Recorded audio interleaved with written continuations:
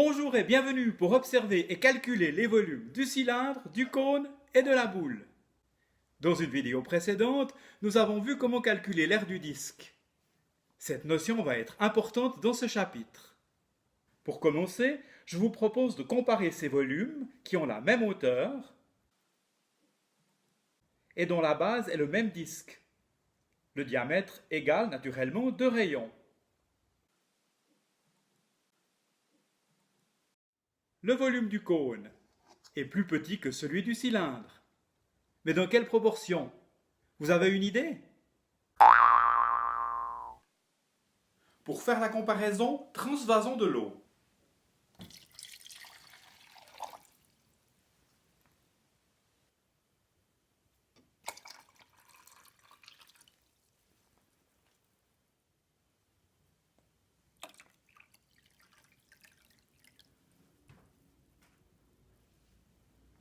Voilà ce que cela donne virtuellement.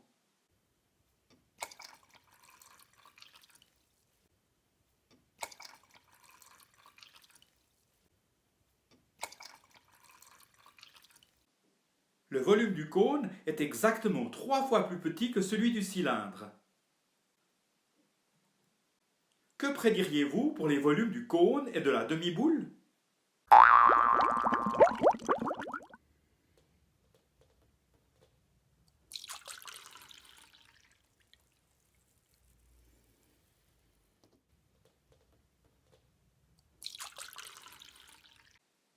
Les deux ont le même volume. Par conséquent, le volume de la boule est 2 fois plus grand que celui du cône. Oui, les rapports entre les volumes sont toujours les mêmes. Je n'en ferai pas ici la démonstration. Tu dois me croire. Quand les solides ont la même base et la même hauteur, le volume du cône représente le tiers de celui du cylindre et le volume de la boule représente les 2 tiers de celui du cylindre. Cela signifie que, si on est capable de calculer le volume du cylindre, le calcul des 2 autres volumes sera bien avancé. Comment alors calculer le volume du cylindre? En empilant des CD,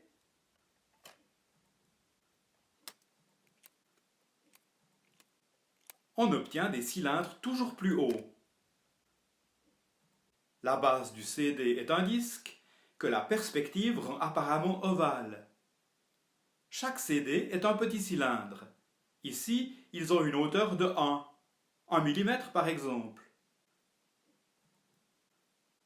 Le nombre de cylindres empilés correspond à la hauteur en millimètres. Le volume se calcule à partir de l'aire de la base, donc de l'aire du disque. Pour rappel, l'aire du disque se calcule à partir du carré du rayon, r carré. 4 rayons carrés sont trop grands. Après avoir éliminé les parties roses, il reste environ 3,14 r carré ou pi fois r carré, qu'on peut aussi écrire pi r carré. Le volume du premier cylindre se calcule en multipliant l'aire du disque par 1. Comme on a empilé 5 cylindres, il faut encore effectuer une multiplication par 5. La multiplication par 1 est inutile. 5 est la hauteur h. Le volume du cylindre égale donc pi fois r carré fois h, ou pi r carré h.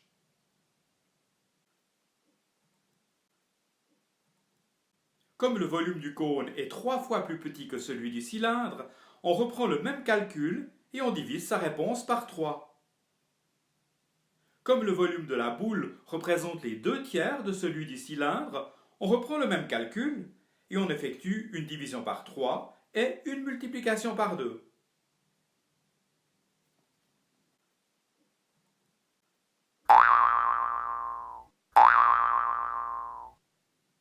Résumons tout cela dans l'ordre des calculs à effectuer. L'aire du disque apparaît dans les 3 solides. Pour le cylindre, il faut la multiplier par la hauteur. Pour le cône, il faut ajouter une division par 3. Et pour la boule, on effectue encore une multiplication par 2.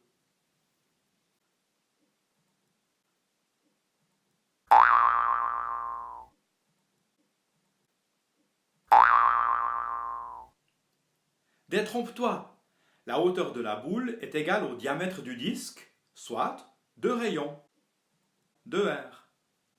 Dans notre formule, remplaçons h par 2r. Il reste à simplifier cette écriture. Le dénominateur est 3. Dans le numérateur, 2 fois 2 égale 4. Puis vient pi, si j'ose dire. Et rayon carré fois r égale rayon au cube. On obtient, ô merveille, 4 pi r cube sur 3. Comme vous le voyez, la formule est l'aboutissement de toute une démarche et l'écriture littérale a encore été simplifiée. Pour terminer, complétons le résumé. La hauteur de la boule est égale à 2 rayons. Sur la photo, comme dans la formule, 2r remplace h. Ainsi, on obtient pi fois r carré fois 2r divisé par 3 fois 2. Remarquez encore que, pour calculer les volumes du cylindre et du cône, il ne faut pas utiliser 2r, mais la hauteur, h. Cette hauteur ne mesure pas forcément 2 rayons. Cette présentation, je l'espère, vous aura permis de voir les liens entre les choses. Elle devrait ainsi vous éviter d'apprendre des formules isolément. Au revoir et bonne relaxation!